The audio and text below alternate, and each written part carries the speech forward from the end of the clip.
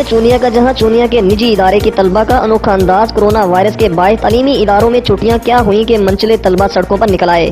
खुशी में नहाल निजी इदारे के तालिबइलमों ने ढोल की थाप पर चूनिया की मेन शाहराहों पर खूब भंगड़े डाले। दौरान भंगड़ा दर्जनों तलबा कोरोना तेरे जानसार बेशुमार बेशुमार के नारे भी लगाते रहे। तालिबइलमों ने कॉलेज की छुट्टियों की खुशी में मोटरसाइकिलों पर ढोल रखकर पूरे शहर का चक्कर लगाया और वजीर तालीम शफकत महमूद को ढेरों दुआएं दी।